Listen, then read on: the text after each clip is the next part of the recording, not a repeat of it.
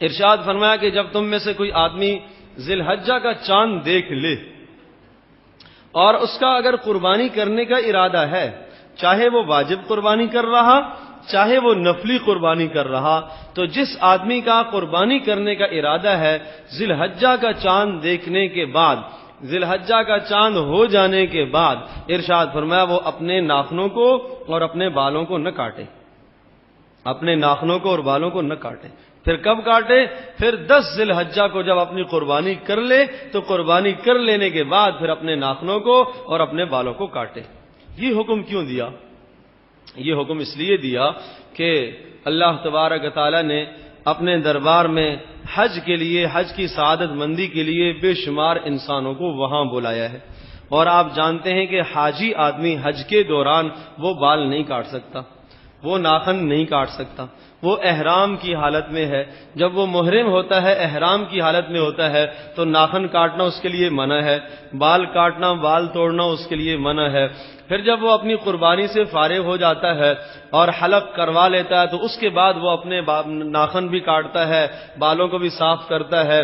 تو اللہ تبارک تعالیٰ کی منشا اور چاہت یہ ہے کہ جو رحمتیں اور جو برکتیں وہاں میدان عرفات میں اور وہاں مینا میں اور مزدلفہ میں حجاج کرام پر ہونے والی ہیں، تاکہ آپ حضرات کا بھی ان رحمتوں میں اور برکتوں میں حصہ ہو جائے۔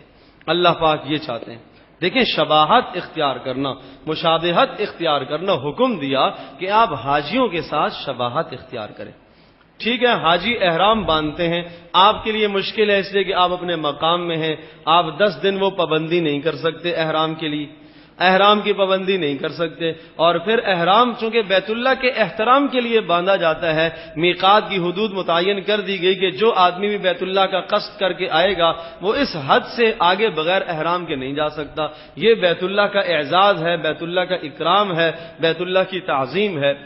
تو یہاں کیا ہے؟ یہاں صرف آپ 2 اعمال کے اندر حجاج کرام کے ساتھ شباہت اختیار کریں، ناخن نہ کاٹنے میں اور بال نہ کاٹنے میں۔ ان 2 کاموں میں آپ حجاج کرام کے ساتھ شباہت اختیار کریں تو جو ہزارہا اور کروڑوں رحمتیں اور برکتیں ان لوگوں پر وہاں ہونے والی ہیں، ان رحمتوں میں اور برکتوں میں ہمارا بھی حصہ ہو جائے گا۔ تو اللہ کا کتنا انعام ہے، کتنا احسان ہے کہ جس آدمی کے دل میں یہ تڑپ ہے، ہر مسلمان کے دل میں یہ تڑپ ہے کہ وہ بار بار اس ارض مقدسہ کو جائے اور ارض مقدسہ کی زیارت کرے، اللہ کے گھر کا طواف کرے، حضرت محمد صلی اللہ علیہ وسلم کے روضے کی جا کے زیارت کرے، وہاں جا کے درود پیش کرے۔ ہر مسلمان کے دل میں یہ تڑپ ہے، لیکن ہر مسلمان کے پاس وہ ہر سال اسباب نہیں ہیں کہ ان اسباب کو اختیار کر کے وہ وہاں جا سکے، لیکن اتنا تو کر سکتا ہے کہ اپنے مقام پر اپنے گھر میں بیٹھے ہوئے ان 2 اعمال میں ان حجاج کے ساتھ شباہت اختیار کر سکتے ہیں۔ اور دیکھیے، اس مشابہت اختیار کرنے پر اللہ پاک اتنا دیتے ہیں۔ حدیث پاک میں آتا ہے، المرء مع من احب، جو آدمی جس کے ساتھ محبت کرتا ہے اس کا حشر اسی کے ساتھ ہوتا ہے۔ ارشاد فرمایا، من تشبہ بقوم فہو منہم، جو آدمی جس قوم کی شباہت اختیار کرے گا اس کا حشر اسی قوم کے ساتھ ہوگا۔ اگر آپ حجاج کے ساتھ شباہت اختیار کرتے ہیں، مشابہت اختیار کرتے ہیں، تو جو حجاج کو اجر ملنے والا ہے، اعزاز اور اکرام ملنے والا ہے، وہ آپ کو بھی عطا ہو جائے گا۔ تو میرا عزیز دوستو، بزرگوں، عرض یہ کر رہا تھا کہ اس عشرے کے جو اعمال ہیں ان اعمال کو اختیار کیجئے۔ ایک عمل تو بتایا کہ 9 دنوں میں سے ہر دن کا روزہ، اس کا اہتمام کیجئے۔ ہر دن کے روزے کا کیا ثواب بتایا؟ 1 سال کے گناہوں کا کفارہ بتایا۔ پھر 9 ذی الحجہ کا روزہ ہے تو بتایا کہ 2 سال، 1 سال گزشتہ، 1 سال آئندہ کے گناہوں کا کفارہ ہے۔ پھر ہر رات کا قیام بتایا کہ ہر رات کا قیام، ان 10 دنوں میں سے ہر رات کا قیام وہ لیلۃ القدر کے قیام کے برابر ہے۔ پھر اگلا عمل بتایا کہ کثرت سے لا الہ الا اللہ پڑھو، کثرت سے سبحان اللہ کا ورد کرو، کثرت سے اللہ اکبر اور الحمدللہ کا کثرت سے ورد کرو۔ اور پھر یہ عمل بتایا کہ حجاج کرام کے ساتھ مشابہت اختیار کرنے کے لیے جس انسان نے قربانی کرنے کا ارادہ کیا ہے اور اس نے قربانی کرنی ہے تو وہ اپنے ناخنوں کو اور اپنے بالوں کو نہ کاٹے۔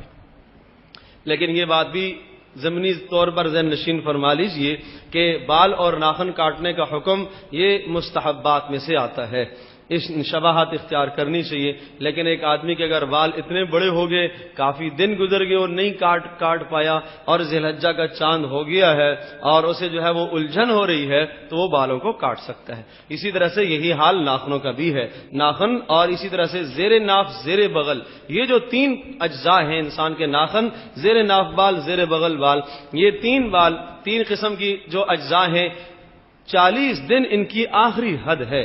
40 دن تک اگر ایک آدمی ناخن نہیں کاٹتا, زیر ناف بالوں کو صاف نہیں کرتا, زیر بغل بالوں کو صاف نہیں کرتا, تو گناہ گار شمار کیا جائے, سخت گناہ گار ہوگا.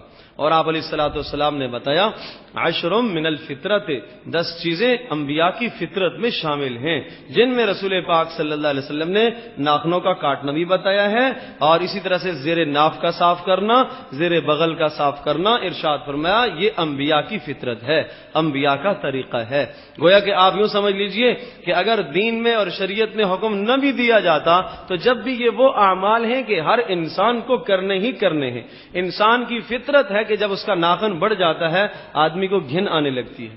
یہ آدمی کی فطرت ہے. فطرت سلیمہ یہ کہتی ہے کہ نہیں, اس کو کٹنا چاہیے, اس کو صاف ہونا چاہیے.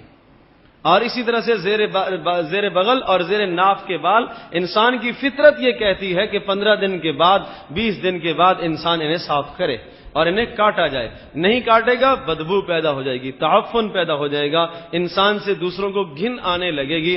انسان کو اللہ پاک نے عزت والا بنایا. وَلَقَدْ كَرَّمْنَا بَنِي آدم, ہم نے اس انسان کو تکریم دی ہے اور اس کو عزت دی ہے. اور اس کی عزت اسی چیز میں ہے کہ جن بالوں کے کاٹنے کا حکم شریعت نے دیا ہے, اہتمام سے ان کو کاٹا جائے. تو یہ عرض کر رہا تھا کہ اگر 40 دن سے متجاوز دن بن جاتے ہیں اور پھر ذی الحجہ کا چاند ہو گیا, تو پھر تو آدمی کو بہرحال کاٹنے ہیں. پھر کاٹنے ہیں, نہیں کاٹے گا تو گناہ گار ہوگا. ایسی حالت میں اگر یہ کھانا کھائے گا, کھانا پینا اس کا مکروہ شمار کیا جاتا ہے.